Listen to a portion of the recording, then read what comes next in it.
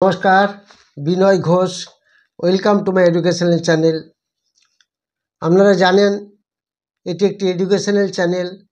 এখানে নিত্য নৈমিত্তিক যে খবর বা আপডেট নিউজগুলি আমরা পাই সেগুলো নিয়ে আপনাদের সামনে ভিডিওতে রিলে করে দিই, শেয়ার করি। এটাকে সবসময় এডুকেশন হিসাবে ট্রিটমেন্ট করবেন এবং এখান থেকে আপনারা প্রচুর কিছু শিখতে পারবেন। যারা ট্রেনিং নিতে পারেন না তারা এখান থেকে অনেক জিনিস শিখতে পারবেন এবং পুরনো ভিডিওগুলি দেখলে আপনারা বুঝতে পারবেন এখান থেকে কত এডুকেশনের জিনিস আছে। তো আলটিমেটলি এরকম বেশ কিছু নতুন আপডেট নিউজ এসেছে, বিশেষ করে ডিফেন্স স্টকে, সেগুলি আপনাদের সামনে আমি তুলে ধরব। প্রথমে দেখুন, আমরা দেখতে পাচ্ছি যে এখানে সাম্প্রতিক প্রতিরক্ষা সেক্টর সংক্রান্ত কিছু গুরুত্বপূর্ণ খবর, যেটা এখানে আমরা লিখে দিয়েছি, সেটা দেখতে পাচ্ছেন। এছাড়া এখান থেকে আমরা কি পাচ্ছি, খবর এবং বিশ্লেষণ। গোল্ডম্যান স্যাক্স ভারতের এরোস্পেস ডিফেন্স সেক্টরে বেশ ভালো একটা বুলিশনেস দেখাচ্ছে।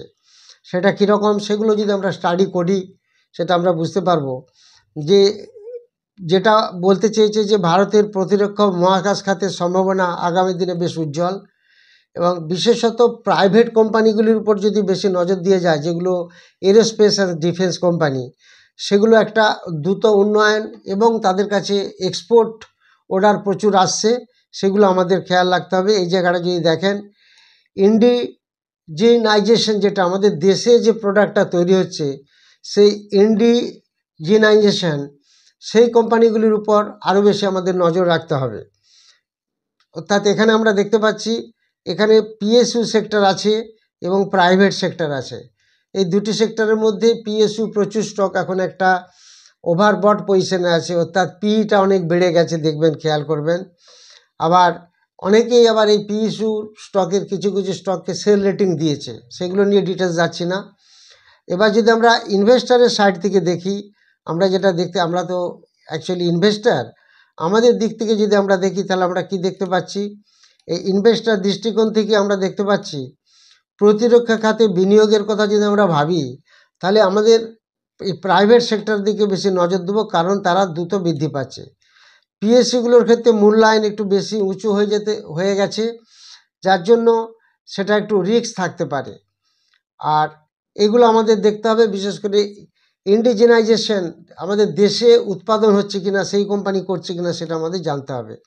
আমি পরপর আপনাদের দেখাচ্ছি, সেগুলো দেখলে বুঝতে পারবেন। ভারতের প্রতিরক্ষা রপ্তানি রেকর্ড ভিত্তিক পৌঁছেছে, অর্থাৎ এক্সপোর্ট এখান থেকে প্রচুর হচ্ছে। আমাদের যে ইন্ডিয়ান যে ডিফেন্স সেক্টর, এরোস্পেস বলুন, সেগুলি আমাদের একটা ভালো পজিশনে পৌঁছেছে।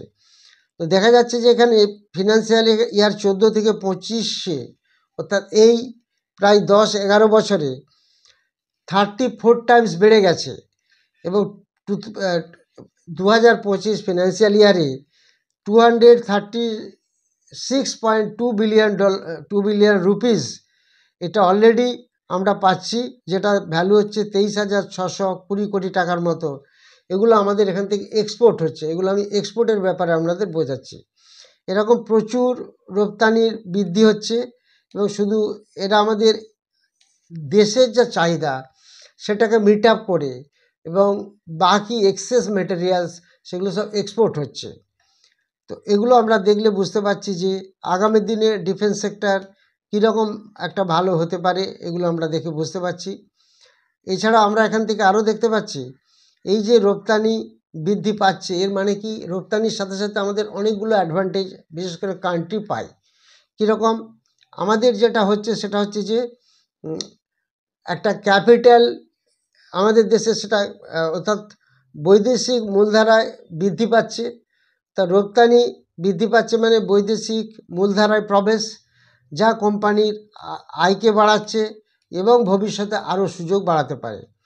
তবে রপ্তানিতে প্রবেশ মানে একটা নতুন চ্যালেঞ্জ, দেশে মধ্যে ডিস্ট্রিবিউট করে ইনকাম করা, এবং যখনই আমরা এক্সপোর্ট করছি বাইরের কান্ট্রিতে, তখন একটা আমাদের কি হয়, স্ট্যান্ডার্ড, আমাদের যে কোনো প্রোডাক্টের স্ট্যান্ডার্ডটা ভালো রাখতে হয়, সেগুলো খেয়াল রাখতে হয় এবং ঠিক সময় বিশেষে সেই প্রকল্পটা চালু করে ঠিক টাইমে ডেলিভারি করতে হয় এবং তার ফলে একটা ভালো মুনাফা আমরা পেতে পারি। এখানে নতুন প্রায় 79,000 crore সেক্টরের অর্ডার অনুমোদন দেওয়া হয়েছে। এটা কারা দিয়েছে? Defence acquisition council, DAC, defence acquisition council 79,000 crore একটা অলরেডি একটা অর্ডার অনুমোদন করেছে। এগুলো আমরা দেখে বুঝতে পারছি। এখানে কি হবে, Indian indigenously designed developed manufacture যে কোম্পানিগুলি করছে তারা এই অর্ডারগুলো পাচ্ছে, তাদেরকে বেশি অগ্রাধিকার দেওয়া হচ্ছে। আপনারা জানেন আগামী আরও কিছু নিউজ আমার কাছে যেগুলি আছে ইম্পর্টেন্ট নিউজ সেগুলি বলবো, তার আগে একটু বলে দিই। আগামী 9 নভেম্বর রবিবার 1টা থেকে 5টা একটা সেমিনার অনুষ্ঠিত হচ্ছে। সেখানে আপনারা জানেন কি কি থাকবে বা কি করা হচ্ছে। সেখানে 6টা স্টক নিয়ে আলোচনা হবে, যেটা খুব কুইক একটা মাল্টিব্যাগার হতে পারে। প্লাস কুইজ কন্টেস্ট গিফট থাকবে, সেগুলি সেখানে আপনারা দেখতে পাবেন।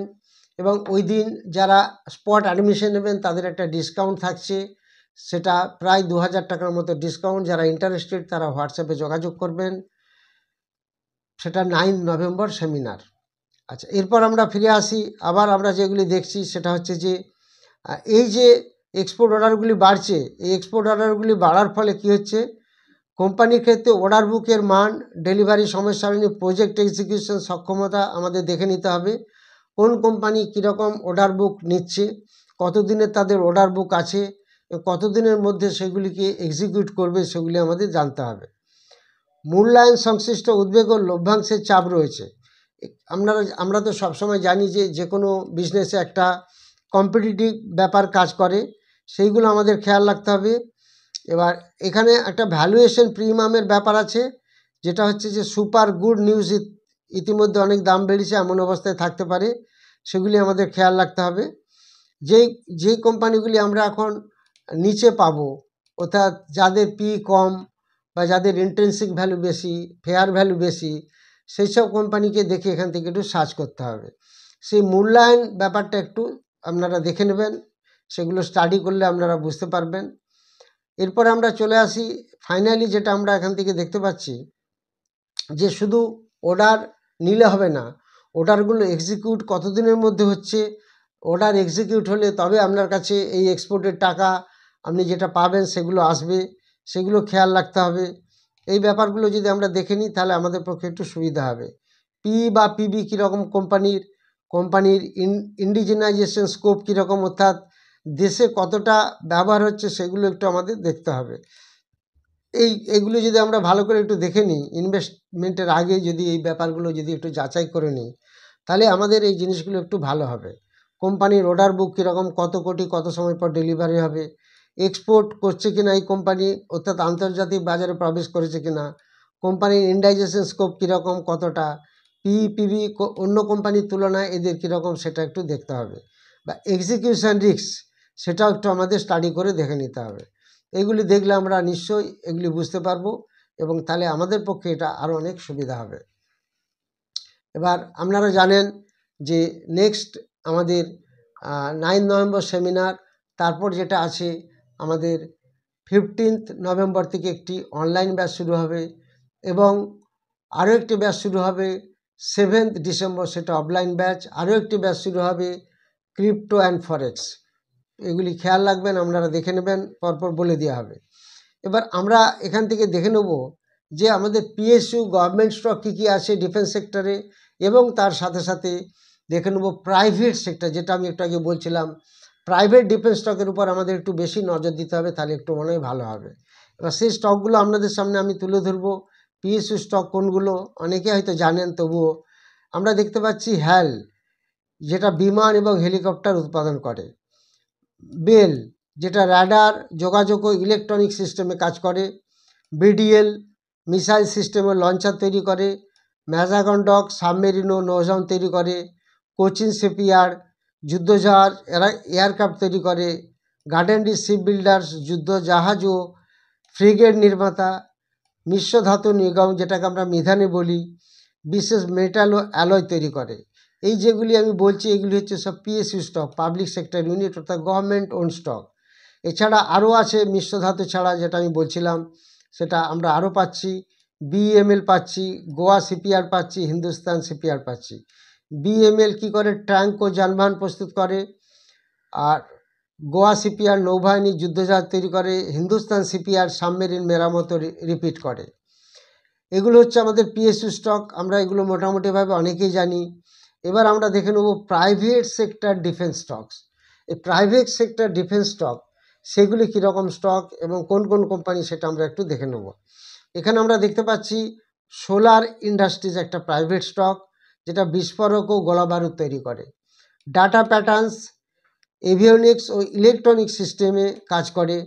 অ্যাস্ট্রা মাইক্রোওয়েভ র্যাডার ও সিগন্যাল সিস্টেমে কাজ করে। পারস ডিফেন্স ড্রোন, অপটিক্স ও রোবোটিক্সের উপর কাজ করে। এছাড়া আরও অনেকগুলি আছে, সেগুলিও আপনাদেরকে আমি দেখিয়ে দিচ্ছি। এরপরে যেটা আছে দেখুন, অনেক স্টক নিয়ে আছে। পিটিসি ইন্ডাস্ট্রিজ, এরা প্রিসিশন কাস্টিংস ফর মিসাইলস জেট তৈরি করে। জেন টেকনোলজিস ডিফেন্স সিমুলেটর ও ট্রেনিং সিস্টেম। এল&টি ডিফেন্স ডিভিশন নৌ প্রকল্প ও মিসাইল লঞ্চার করে। এমটিআর টেকনোলজিস এরোস্পেস, ইসরো ও ডিআরডিও প্রজেক্ট করে। ডাইনামিক টেকনোলজিস এয়ারোস্পেস কম্পোনেন্ট তৈরি করে। প্রিমার এক্সপ্লোসিভ গোলাবারুদ ও প্রপেলেন্ট তৈরি করে। এইগুলি হচ্ছে সব প্রাইভেট সেক্টর, এগুলির উপর আমরা বেশি নজর দেবো। এবং পিএসইউ সেক্টরে যেগুলোর পি ভ্যালুয়েশন অনেক কম আছে ইন্ডাস্ট্রি পির তুলনায়, সেগুলোর দিকেও আমরা খেয়াল রাখবো। এর সাথে সাথে এমার্জিং ও অ্যান্সিলারি ডিফেন্স স্টক কিছু আছে, সেগুলো আপনাদেরকে একটু বলে দিই। সেগুলোর মধ্যে পাচ্ছি আমরা Centum electronics, idea forge technology, DCX system, Rossell India, ওয়াইচাঁদনগর industries, Sika interplant, dynamic offshore, Paras defence, Paras air force, L and T technology services, Centum power and defence private limited. এই স্টকগুলি হচ্ছে কি? এগুলো হচ্ছে সব প্রাইভেট এবং অ্যান্সিলারি প্রোডাক্ট তৈরি করে ডিফেন্সের। এগুলি সব আপনাদের সঙ্গে আমি শেয়ার করলাম। এই ডিফেন্স সেক্টরের উপরে অনেক নিউজ এসেছে। এখন আমি 10টি স্টক নিয়ে আপনাদের সামনে একটু তুলে ধরবো। সেই টেবিলটা যদি আপনারা একটু ভালো করে দেখেন তাহলে বুঝতে পারবেন। ফার্স্ট আমরা Astra microwave, Bharat BDL, BEL, Cochin CPR, data patterns, DCX, এইভাবে সমস্ত শেয়ারগুলির নাম দেওয়া আছে 10টা। এখানে আমি দেখাবো আপনাদের পিই এবং industry PE, face value, promoter, FII, DII. এইগুলো যদি আমরা দেখি, আমি আপনাদের একটা সুবিধার্থে একটা চার্ট তৈরি করে নিয়েছি। এখানে দেখুন অ্যাস্ট্রা মাইক্রোওয়েভ দেখা যাচ্ছে, এর ইন্ডাস্ট্রি পি 68, সেখানে স্টকের পি 63, এটা একটা ভালো পজিশনে আছে। এবার বিডিএল দেখা যাচ্ছে ইন্ডাস্ট্রি পি থেকে স্টকের পি অনেক বেশি, এটা ওভারবট হয়ে আছে।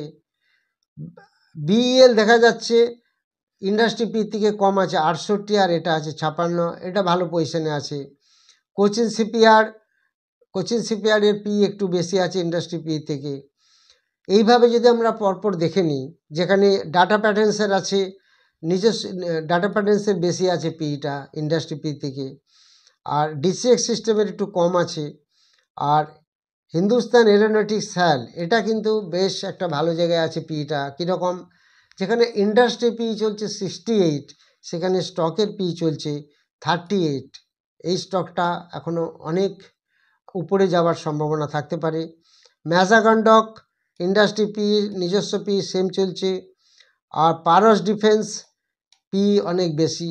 এই 10টা স্টক আপনারা খেয়াল রাখবেন। এখানে এফআই ডিআই সমস্ত কিছু ডিটেলস দেওয়া আছে, আপনাদের আর খুঁজতে হবে না।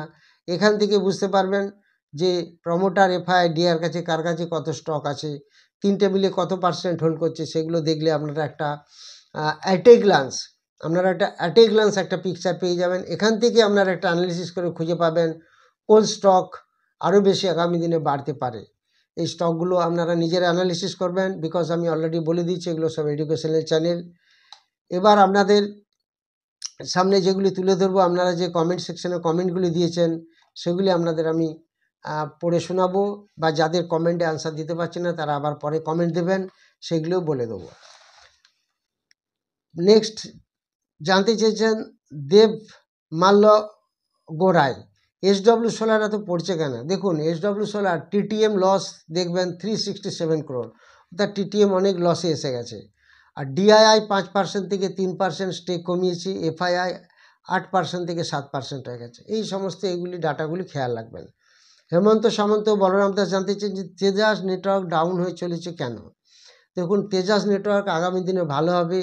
এখন কোম্পানি অ্যাকচুয়ালি কী হয়েছে, টিটিএমে প্রফিটের জায়গায় লসে ঢুকে গেছে 407 কোটি। এগুলো আপনারা খেয়াল রাখবেন। তবে এফআইডিআই কিন্তু সামান্য হলেও স্টেক একটু বাড়িয়েছে তেজাস নেটওয়ার্ক, আগামী দিনে আশা করা যায় ভালো হবে। গৌতম দাস জানতে চেয়েছেন আইজিপিএল আমরা যে জায়গায় কেনা আছে এখন কি করব আপনি জানতে চেয়েছেন। একটু দেখবেন, এটা 422 মতো প্রাইস আছে। এফআই সামান্য একটু নেগেটিভ আছে। এটা এখন আপনি এটাকে ওয়েট করুন, এছাড়া আর কোনো উপায় নেই। আর আপনার যেখানে আপনি বাই করেছেন তার কাছাকাছি চলছে, খুব একটা পড়েনি। মৃত্যুঞ্জয় পাল জানতে চেয়েছেন উইজার্ড ইনোভেশন কেনা আছে 39, এখন 11 চলছে। দেখুন, এদের এফআইআই ডিআই বলে কিছু নেই, জিরো। এটা তো আমাদের খেয়াল রাখতে হবে সবসময়। বুক ভ্যালু মাত্র 3 টাকা। প্রমোটারের কাছে 35% শেয়ার আছে, এফআইআই ডিআই নেই, সবই পাবলিকের কাছে আছে। তো পাবলিক আলটিমেটলি কী করে বাজারকে তুলবে?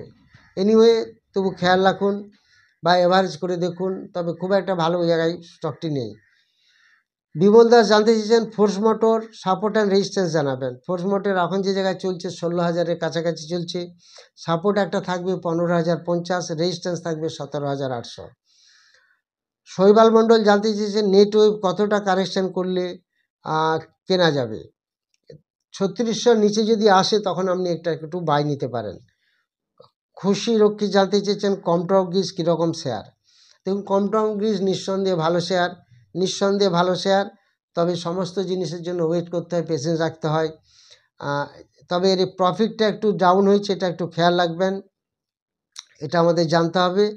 আর এফআইআই একটু স্টেক কমিয়েছে সামান্য, কমানোর পরেও 25% এফআইআর কাছে আছে।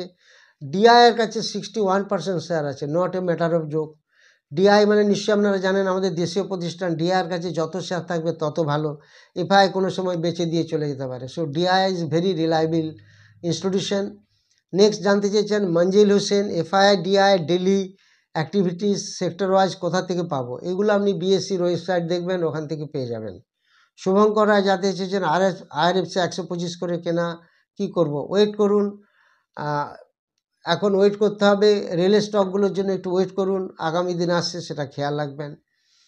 আপনাদেরকে আবার বলছি, আপনারা নিশ্চয়ই জানেন 7 ডিসেম্বর অফলাইন একটি ব্যাচ শুরু হবে, 9 নভেম্বর সেমিনার শুরু হচ্ছে, 15 নভেম্বর অনলাইন একটা ব্যাচ শুরু হবে। এগুলো আপনারা খেয়াল রাখবেন। 9 নভেম্বর যে সেমিনার অনুষ্ঠিত হবে সেখানে 6টি মাল্টিব্যাগার স্টক আপনাদের বলে দেওয়া হবে, যেগুলো ভেরি শর্ট টার্মে একটা মাল্টিব্যাগার হতে পারে। এগুলি খেয়াল রাখবেন। ওই দিন যারা স্পট অ্যাডমিশন করবেন তাদের 2000 টাকার একটা ডিসকাউন্টের ব্যবস্থা করা হয়েছে। যারা ভিডিওটি নতুন দেখছেন তারা অবশ্যই সাবস্ক্রাইব করবেন, লাইক করবেন, শেয়ার করবেন। Thank you very much for watching my video. আপনারা যারা কমেন্ট সেকশনে কমেন্ট দেবেন, আর আপনারা হোয়াটসঅ্যাপে যোগাযোগ করবেন। Thank you.